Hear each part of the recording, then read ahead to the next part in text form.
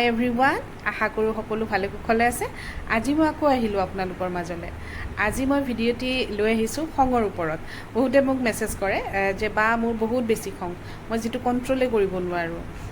হয়, আমি যিহেতু মানুহ হয়, গতিকে মানুহ হিচাপে আমাৰ খং ৰাগ এইখিনি থাকিবই, কিন্তু তাক যদি আমি কণ্ট্ৰল কৰি ৰাখিব পাৰোঁ বহুত বেছি ভাল কথা।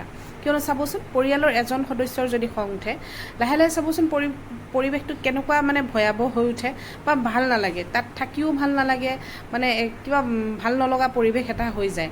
আৰু কেতিয়াবাতো এনেকুৱা হয়, অকণমান সময়ৰ খঙৰ কাৰণে বহুত ডাঙৰ ডাঙৰ ভয়াৱহ পৰিস্থিতিও হোৱা দেখা গৈছে, নহয় জানো? মানুহে খঙতে কি কৰে একো ধৰিব নোৱাৰে, পিছত অনুশোচনা কৰিও যিটো মানে তাৰ পৰিণামটো যিটো হৈ গ'ল সেইটো হৈ গ'ল। তেনেকুৱা ধৰণৰ কিছুমান আমি পাওঁ। আমাৰ অসমীয়াত এষাৰ কথাই আছে, খং নামে চন্দাল। হয়, সেই খঙৰ সময়খিনিত আমি বহুত কিছুমান ভুল কৰি পেলাওঁ। কাৰ লগত কেনেকুৱা ব্যৱহাৰ কৰিছোঁ সেইটোও মনত নাথাকে।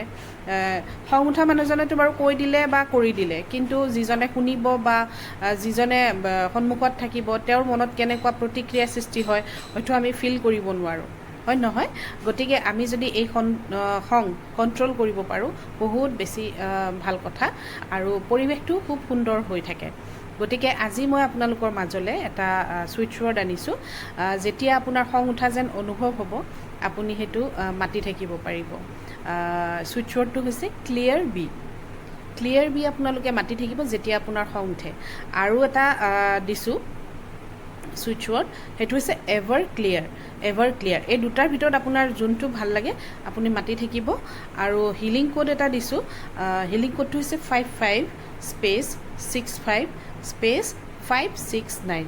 এইটো আপোনালোকে লেফ্ট বডি পাৰ্টত লিখি ল'ব।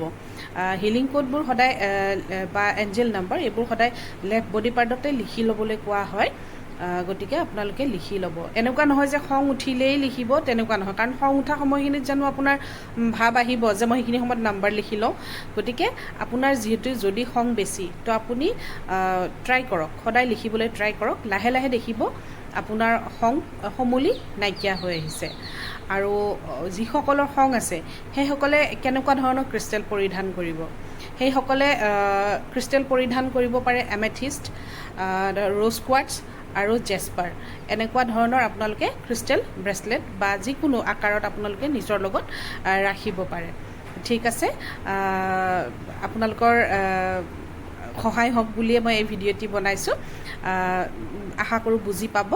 আৰু যিসকলে মোৰ এই ভিডিঅ'টি দেখিছে এটা লাইক কৰি দিব, আৰু কমেণ্টত থেংক ইউ ইউনিভাৰ্ছ লিখিবলৈ নাপাহৰিব। যদি উপকৃত হ'ম বুলি ভাবিছে কাইণ্ডলি শ্বেয়াৰ কৰি দিব। ঠিক আছে, থেংক ইউ।